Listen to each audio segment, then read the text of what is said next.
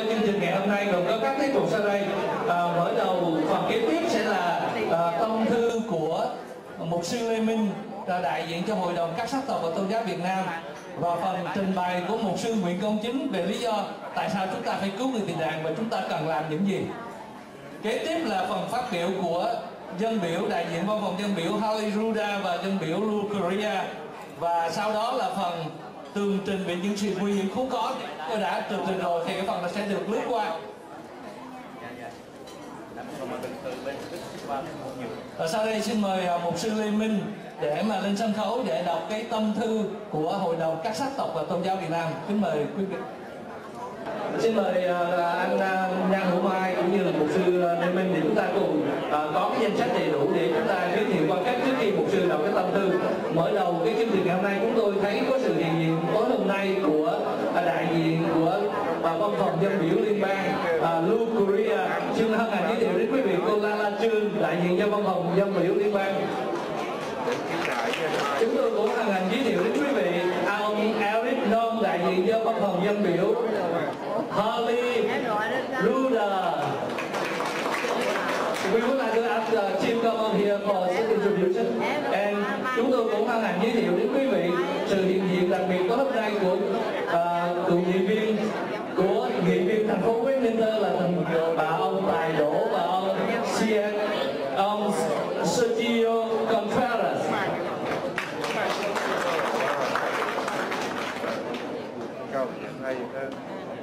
Cho nên ban đêm đẹp cái màu này nó vô chúng tôi cũng giới thiệu đến quý vị sự hiện diện đặc biệt của bác sĩ Võ Đình Hữu và cộng đồng người Việt tại Pomona. Chúng tôi nhận thấy có sự hiện diện của ông Nguyễn Văn Sĩ là đại diện cho Đảng Dân tộc, cùng một đoàn, có phái đoàn của Đảng Dân tộc cũng có sự hiện diện. Hôm nay chúng tôi hân hạnh giới thiệu ông Nguyễn Văn Sĩ. Chúng tôi cũng hân hạnh giới thiệu đến quý vị. Chúng tôi đặc biệt giới thiệu đến quý vị mục sư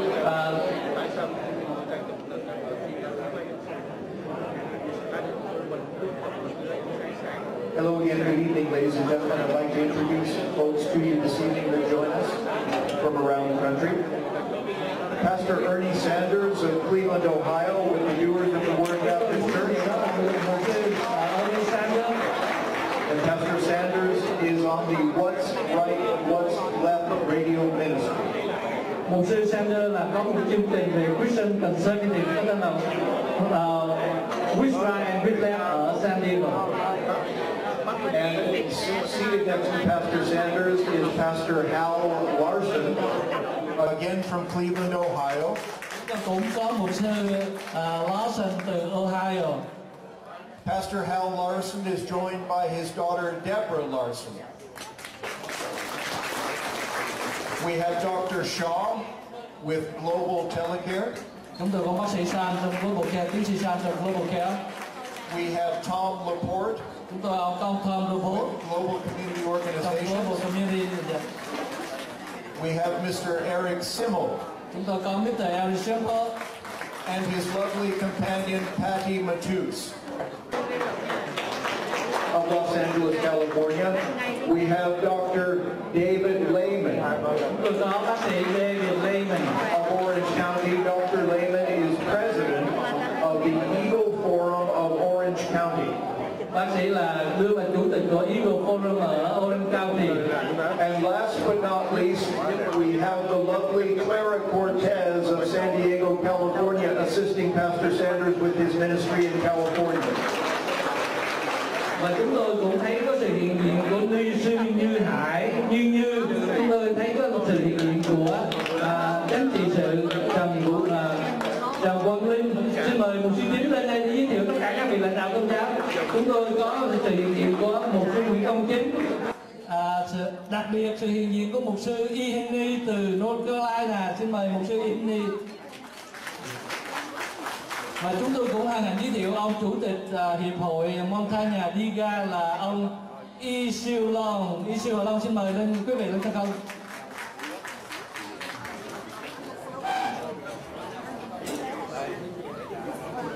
Và chúng tôi cũng rất là hân hạnh giới thiệu đến những vị quan khách đặc biệt của chị Ngọc Lan. Chúng tôi nhận thấy có anh ông bà Trần, Donald Trần và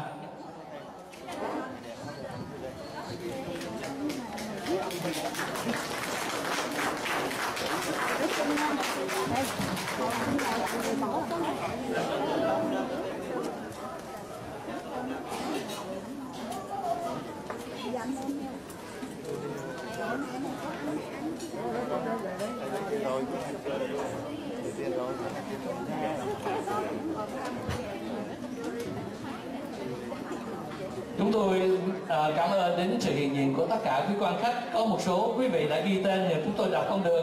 Chúng tôi thấy có chị Ngọc Lan Tăng, ông Tú Minh Nguyễn, ông Trần Xuân Tiến, anh Minh Tài, Mục Sư Thương và gia đình của Chiếu Trần và Lan Trần. Đặc biệt chúng tôi thấy sự hiện diện của anh Nguyễn Bình. Tên là Mục Sư Andrew Lê. Và tôi mới làm hân hạnh giới thiệu với lại quý vị bàn số 6, đó là gia đình của Lý Lan Phạm. Cảm ơn quý vị rất nhiều. Có thể nói rằng là chúng tôi rất là hân hạnh để được cảm ơn gia đình của chị Lý Lan Phạm và công ty Relax Financial Service đã bảo trợ đầu tiên để mở đầu cho chương trình vận động của chúng tôi hôm nay. Đây là một sự vinh dự cho ban tổ chức chúng tôi. Chúng tôi cũng hân hạnh giới thiệu đến quý vị. Mình chị á, cho mình chị đi.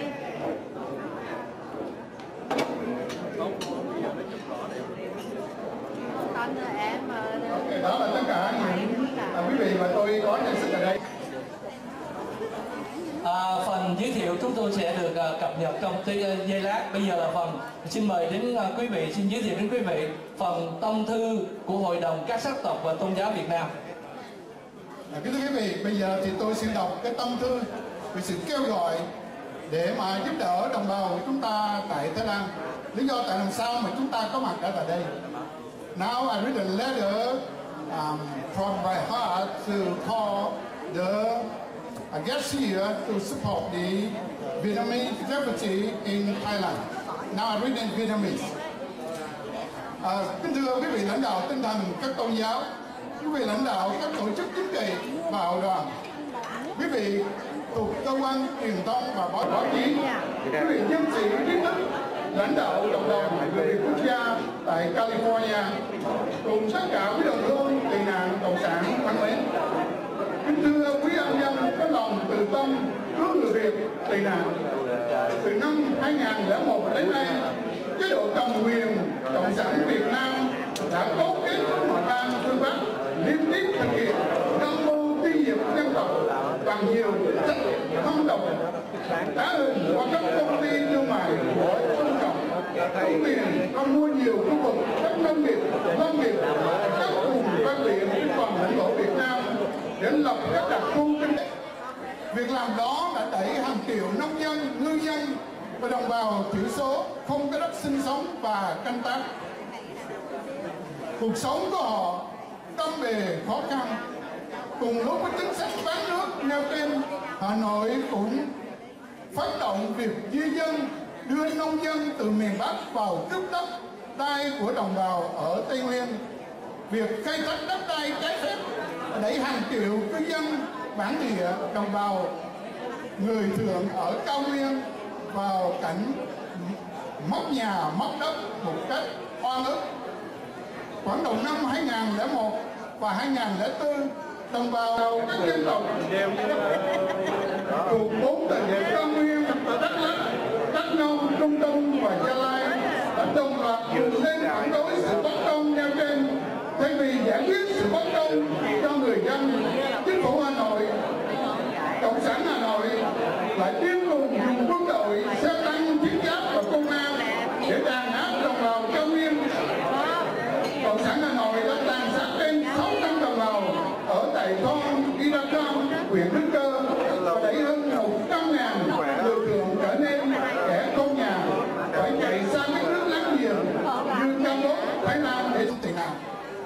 Những hành động cướp đất và đàn áp của người Thượng của chế độ cộng sản Hà Nội, trời bất dung, đất bất tha, đồng bào chúng ta đành phải rời bỏ quê hương, sống bơ vơ nơi xứ người, chịu cảnh lầm than màn trời dưới đất, đói khát và đầy sự khó khăn. Đứng trước những thảm cảnh nêu trên, chúng tôi kêu gọi lòng từ tâm của quý đồng hương Việt Nam tại Hoa Kỳ và toàn thế giới hãy cứu lấy đồng bào ruột thịt của chúng ta một miếng khí đói và một gói khí no. Sự sống và sự tồn vong của đồng bào Việt Nam đang bị đe dọa nghiêm trọng. Trước những hiện nay, xin hãy tiếp tay với chúng tôi để cứu giúp đồng bào thân yêu của chúng ta. Xin ơn trên ban nhiều hồng ân cho đồng bào Việt Nam. Trong năm mới một lần nữa, chúng tôi chân thành cảm ơn sự đóng góp từ tâm của tất cả những nhà bảo trợ, những nhà hảo tâm, đồng hương, đồng mở lòng để cứu lấy đồng bào chúng ta. Trân trọng kính chào, thay mặt cho mục sư Nguyễn Công Chính.